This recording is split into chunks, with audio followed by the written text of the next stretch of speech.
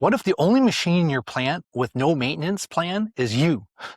We protect uptime on every machine in manufacturing. We build preventative maintenance schedules. We track downtime to the minute. We spend real money keeping equipment running and maintaining it and shutting it down when we have to. Then we run the leader at 100% all day, every day, with no plan at all, and wonder why people break down. My guest today learned the lesson the hard way. She was chasing more promotions, more certifications, more endurance races, until two preventable diagnoses stopped her cold. She rebuilt everything on one idea. You can be effective without burning yourself out. And today we're bringing those ideas to the shop floor. So I'm excited to introduce Marcey Rader, founder of Rader Company, Rader CO. She's a certified speaking professional, a TEDx speaker, author of Reclaim Your Workday, and 3 other books. Welcome to the show, Marcey. Thank you for inviting me, Trevor. It's always great to see you. So I watched your speaker reel this morning, and you had a great introduction on it. I think that was another way just to introduce this is, you're talking about if someone was doing surgery, would you interrupt them during surgery? If your plant manager's doing a presentation in front of the team members, would you stop them or stop her halfway through the presentation? And it's like, no, probably not. But we seem to interrupt each other all day long.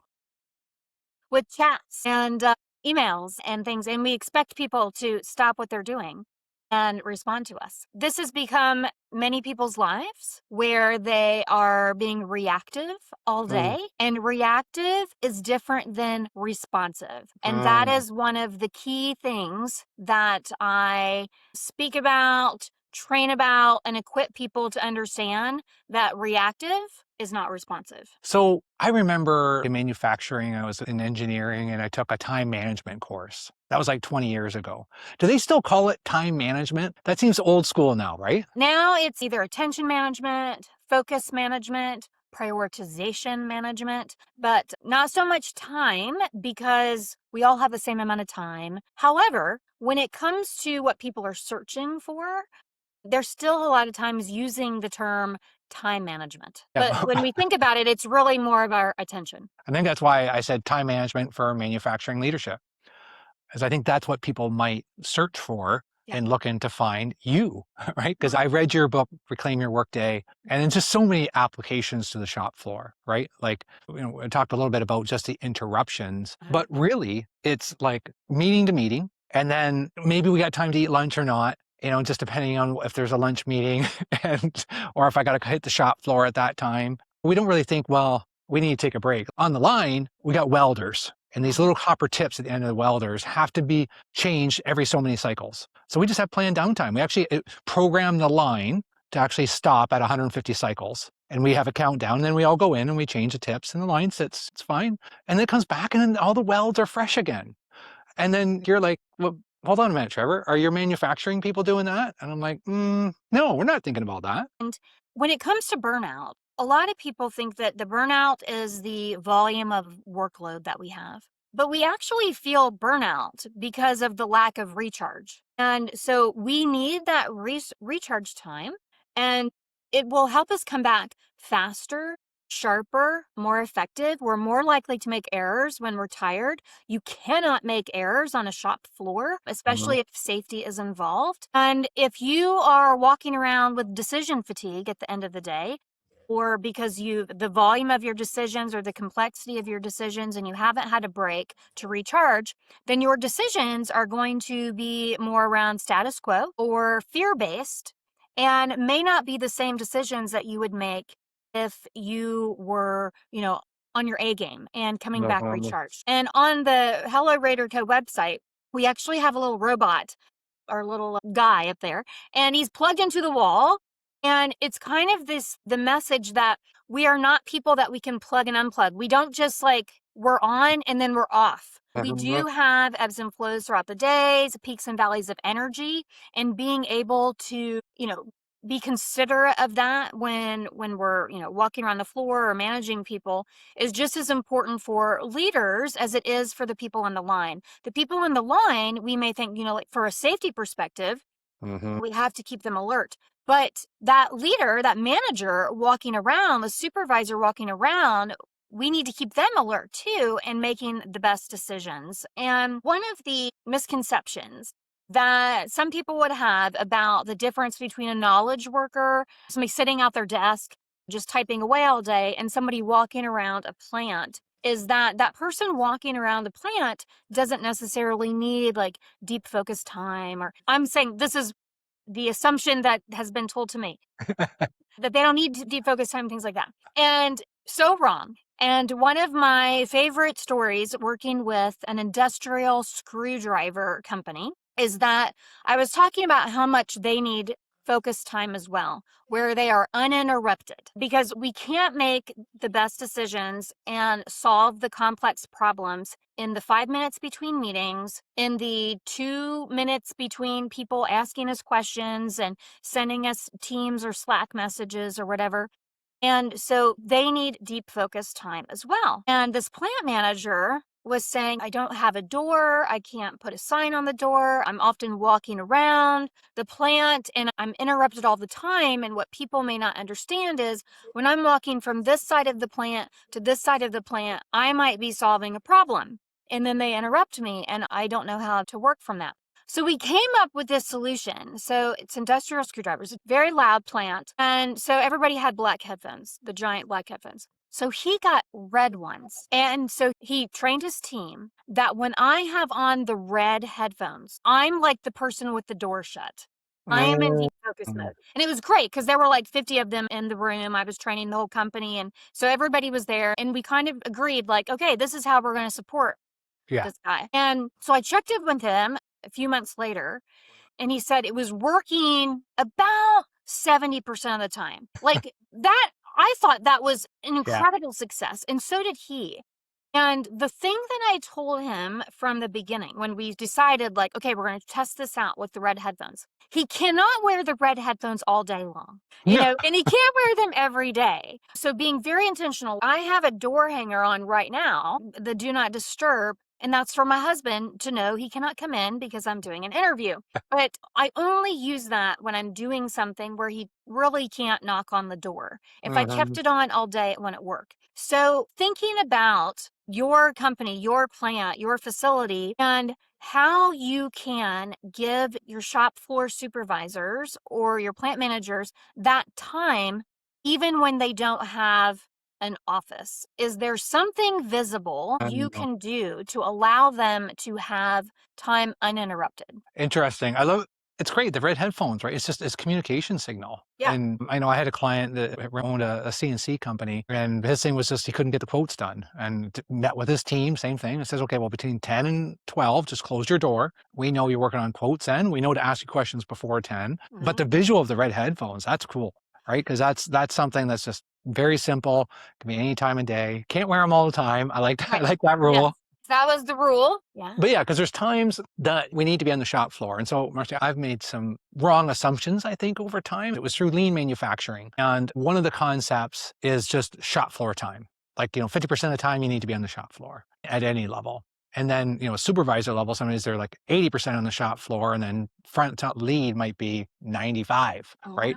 And it's good, but we did this survey of 1,250 people that are willing to work in manufacturing or transportation and logistics. And I thought that one of the expectations of their leader would be time on the shop floor would be near the top. And it wasn't. Going through the data, it's not how much time you're on the shop floor, it's are you accessible to solve my problems, right? So it's kind of a different perspective of you need to be available to me, but you don't have to be on the shop floor all the time. But Yeah. really, I need to know that you're working on knocking down the roadblocks for me so I can be more successful. So I thought that was interesting because it's the communication of like, hey, this is when I'm going to be on the shop floor, or maybe these are the hours that I'm kind of doing this, or I don't know, just some type of communication. But the red headphones, I just think that's a great example. I have a thought about what you just said. So that's how you were brought up, trained on is shop floor, time on the shop floor. And one of the things that an exercise that I'll do with teams is to, if you think about burning whatever you're doing down to ashes, would you rebuild it the same way? So That's a if good one. you have 30 steps in this process and you burned it down, you lost everything. Would you have 30 steps again? Mm, And with technology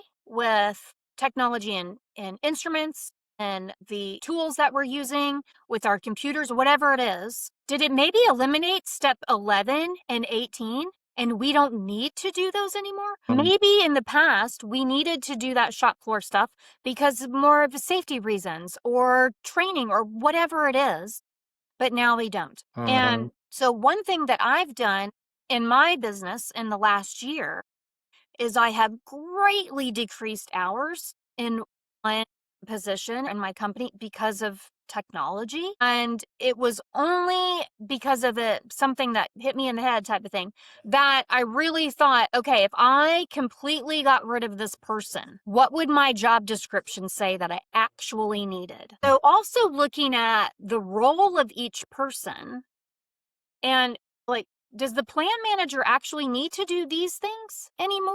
Or do we have technology that's doing it for them? And we could be allocating their time to something that only a human could do. And so one of the things that I do a system audit every year, a tool audit, where I look at all of the tools that I'm using in my business and decide, is this worth the money? Am I actually using it? And Trevor, you would not believe how many people do not do regular systems audits, and they figure out like, we're paying thousands of dollars for these 3 programs we're not even doing. But then I also do process audit, and I will ask my team members, for this process, is there anything we don't need to do anymore? Anything you don't need to do anymore? Am I a bottleneck anywhere in this? Is there someone else that's a bottleneck? And maybe you can't do that every year, but what if a team on the floor had regular intervals where they're burning down a process and looking at it, or burning down a role and looking at it as if I need to create this brand new with no history? What would I actually have it doing this time? Here's what I'm thinking. We hire process engineers consistently in manufacturing. All they do all day, every day is do exactly what you're saying on the machine. Huh? Right? Because every uptime, we're trying to see where's the overcycle and what station, what faults or maybe small faults are we having, mean time analysis on downtime. We're great at all that. But like you think of one of the hardest positions to fill in manufacturing is the supervisor, right? Because it's a tough job. And it seems like from the bosses, the managers, and the team members are always giving the supervisors more tasks. Right? It just seems, well, that's got to be the supervisor. And then we have these Kaizen events where we get like team members together and we get ideas.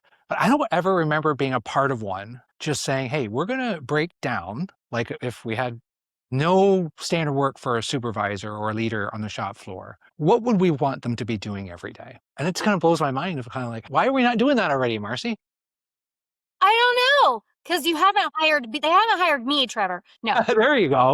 But it's so true especially in manufacturing. There's so much attention to detail when it comes to the instrument or the equipment and the efficiency of the line or whatever that is, and safety and things like that. But we're not thinking about it in the same way managerially. Yeah. And you could even think about this in terms of meetings. So, in my experience, supervisors are attending a lot of meetings that they don't necessarily need to be a part of. They're kind of there just in case. And the question isn't being asked, like, are we just going to be talking about some things that they may need to know that we could just give them a memo at the end? And instead of wasting, 60 minutes of their time, or are they actually contributing? And Paul Graham, years ago, like 30 years ago or something, he wrote the most simple article called Maker versus Manager. I mean, it was so simple, but basically he was saying that I believe he was talking about tech, and you have managers and you have makers. And the makers were like the coders and things like that. Okay. But your makers in manufacturing are the people on the floor, right? And what he was saying is, you can't expect a maker to be able to have the same type of schedule as a manager. A manager their days are built around 1-hour increments of meetings, and they're used to being interrupted, and that's kind of how their day works. But the makers, or the people that are like physically doing things, they can't be in the middle of a physical task sometimes and be like, oh, gotta go. I have a meeting, because it could be a safety issue. It could stop the line. It could be all these things. But companies are often scheduling meetings without thinking about this maker mentality and how much more disruptive it is to someone on the floor than for someone just in the office. Yeah, definitely. Yeah, we start pulling them out of their own standard work and what they're doing. They're focused, they're on the line. And yeah, a lot of it is safety, right? Where the interruption aspect of what do you want to focus on? You can't focus on everything. Hey, quick break here. And I could be causing some break in your prioritization as listening to the podcast. So it is important though. Manufacturinggreatness.com/subscribe. We want to keep you in this community and keep this new information coming out through email as well. And I'm going to be giving out some new tools that's coming up soon. Let's get back to the show. So one of the things too out of your book, I think is where I read this, was the IBM story, right? You said where time multitasking came from. Because in manufacturing, we're usually on all the time. And if I'm reprogramming a robot, or if I'm doing up a boot voucher for someone, or if I'm doing something a lot more important that it doesn't matter, but like it seems like, hey, can I just ask you this? What does that mean, Marcy? All this like jumping back and forth. Yep. So the study that you're referring to is one of the most famous studies on focus and attention done by Microsoft and the University of Michigan and Gloria Marks. And what they saw was that when a person is interrupted, if they're in deep focus mode, that when they are interrupted, it can take 15 to 25 minutes to be able to get into that deep mode again. And it's closer to the 25 if people are dealing with numbers and formulas. And when you're calculating something, you do not want to be interrupted and forget a zero or something Mm-hmm. like that.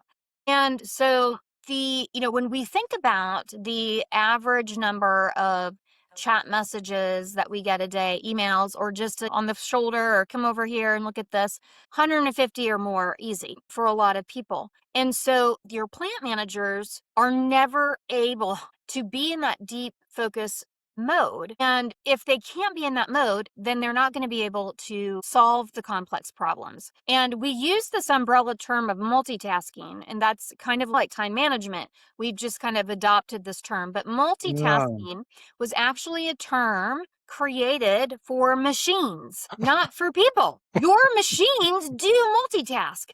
I use Claude and it Yeah. can be doing one thing Yes. while it's also doing another thing, and I love that. And your Uh-huh. machines can do that too. Machines can multitask. That word and definition was never meant for humans because Mm. it's saying doing things simultaneously. And we're terrible at that. Terrible. And so, what we're doing a lot of times is, or what we're mostly doing when we say multitasking, is we're context switching, task switching, whatever you want to call it. But it's where we're going back and forth, back and forth, back and forth between ideas or concepts quickly, and we think simultaneously sometimes, but quickly, and we feel like we're good at it, but we're always losing time in the switch. So it could be like you're looking at a text, somebody asks you a question, you go back to your text, you also see a chat message, and that is when we're losing time. And it's really tiring for our brains because our brains don't feel like they finished anything.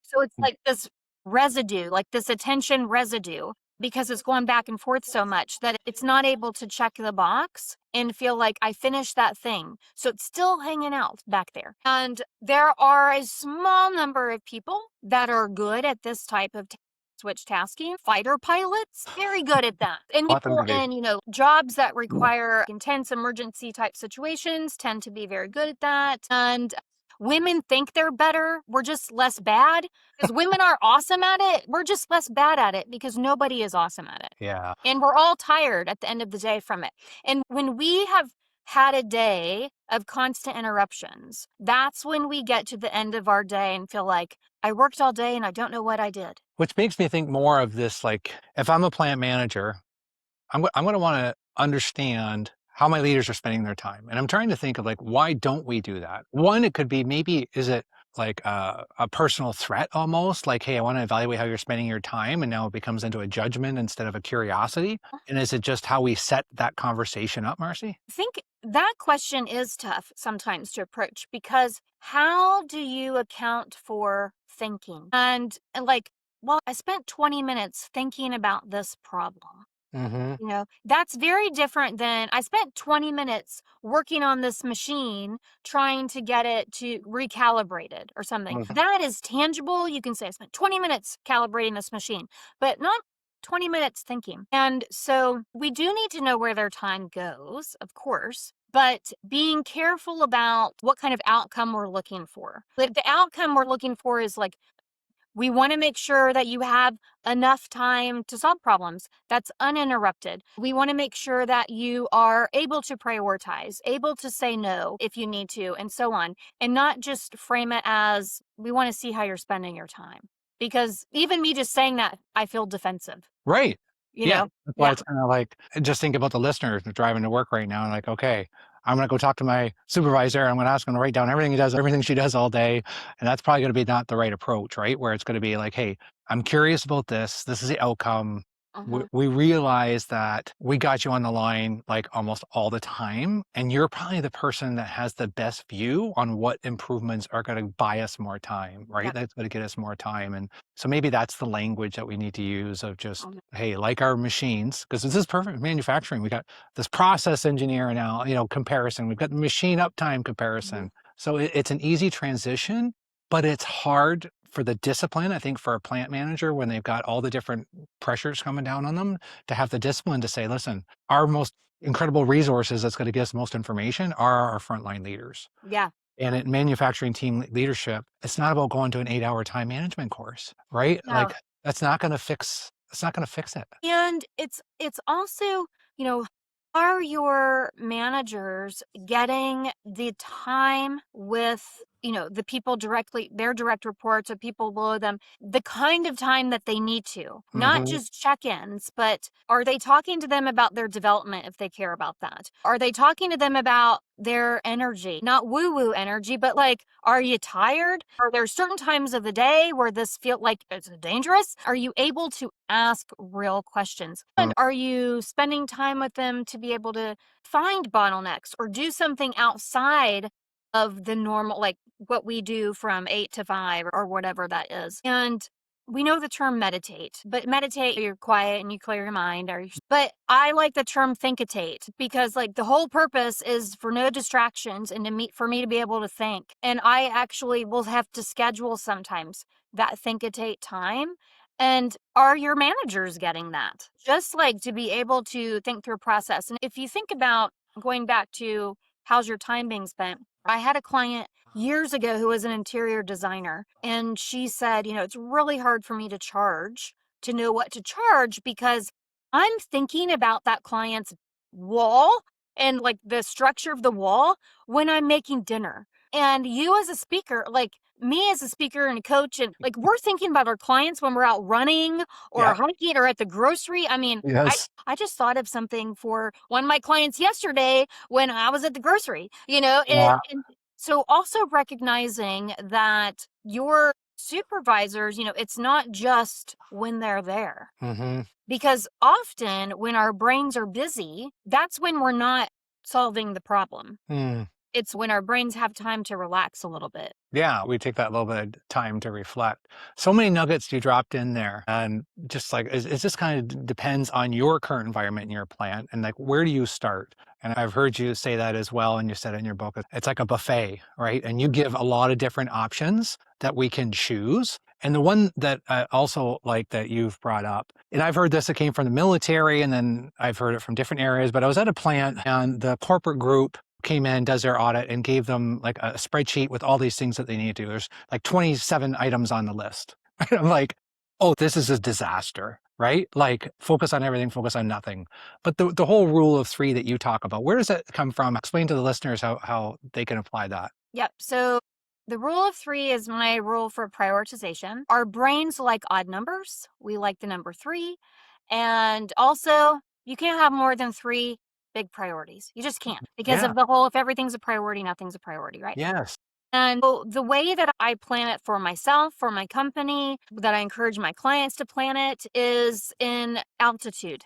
I call it the altitude Mm. method. So we have spaceship view are our top three annual priorities. And then we have airplane view or quarterly. And monthly view is our helicopter view. And then our weekly view, we're in the treetop. Then during the day, we're in the garden, not the weeds. Don't get caught in the And weeds. and so we decide on those priorities. It can be one, it can just be one or two or three, but not more than three. And we make those visible.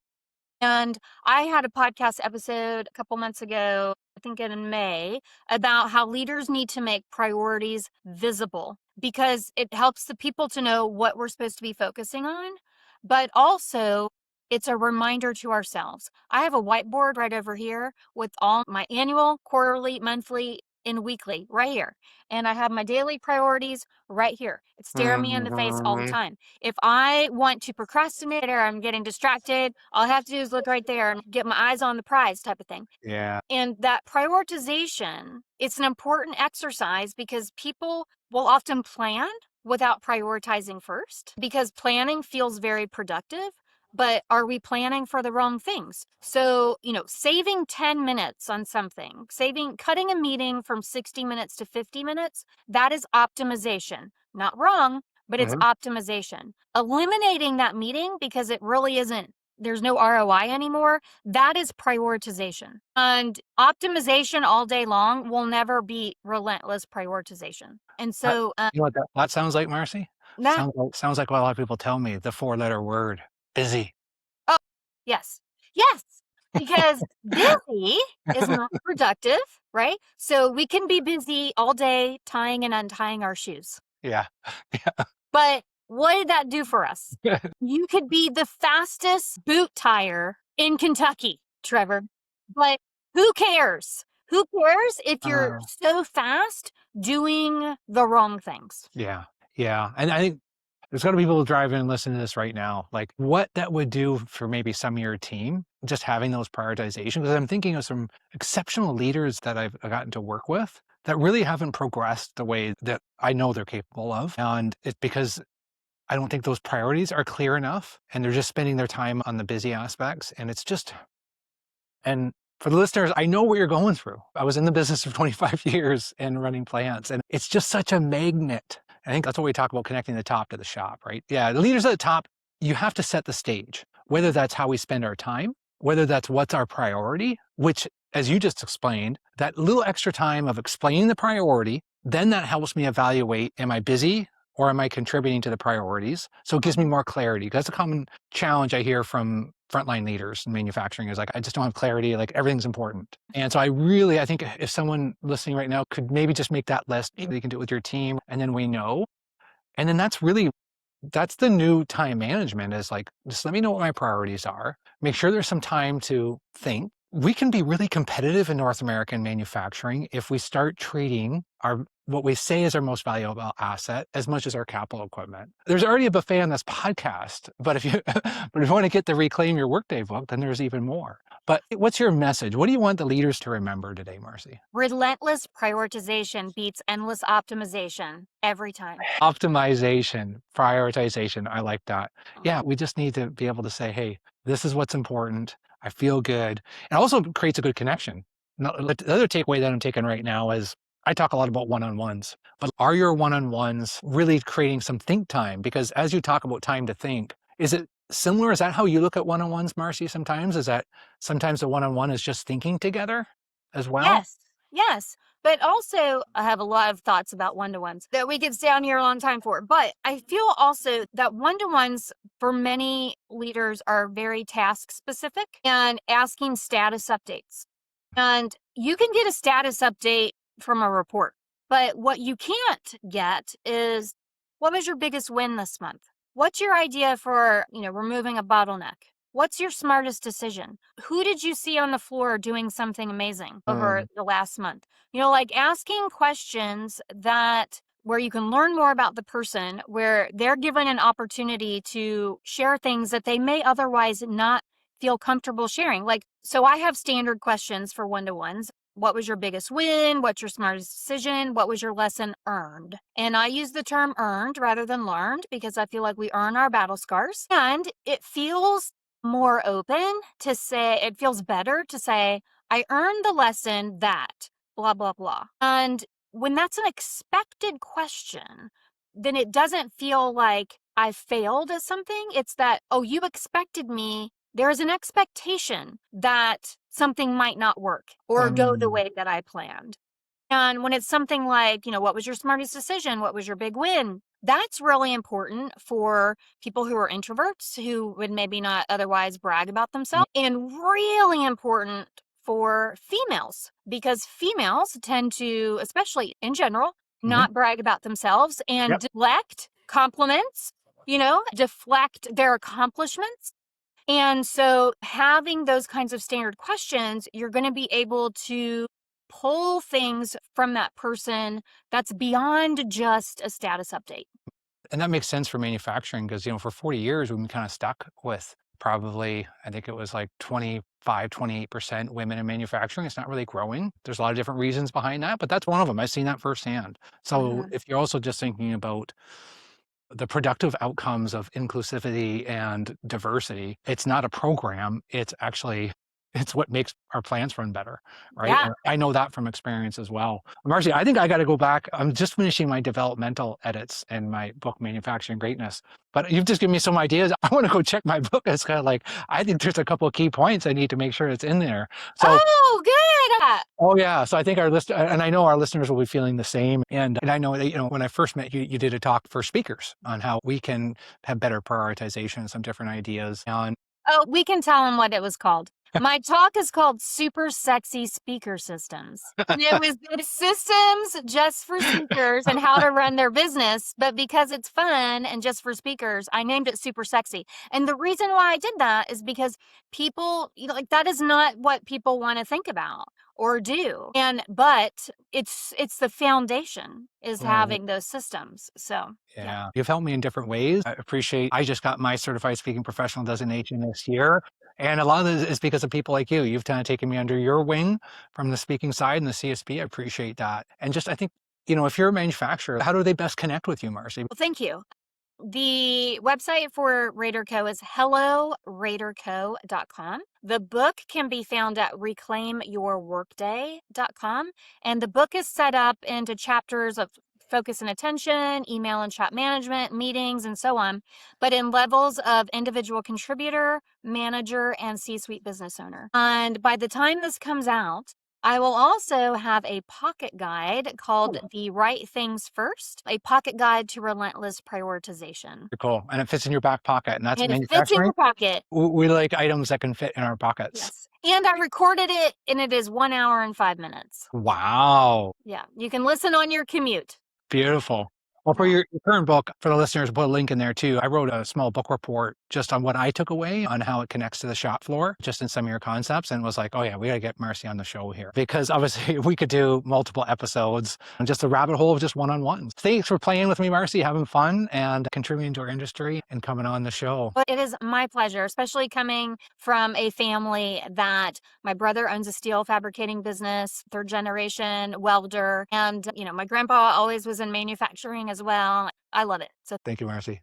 Hey, thanks for spending time with us today. And if all this landed, look at where your time is actually being spent, like each piece. And is it for optics or for an outcome? And if you just cut one area that you've been working in that's more for optics, it's going to change your day. And that's time management for manufacturing leaders, not the kind that I took 20 years ago. So check out that book report that I have on the site, manufacturinggreatness.com/subscribe. We can go into more details and give you tidbits through the newsletter. We're going to be sharing more resources, more great guests, and keep you in our community. See you next week and stay curious.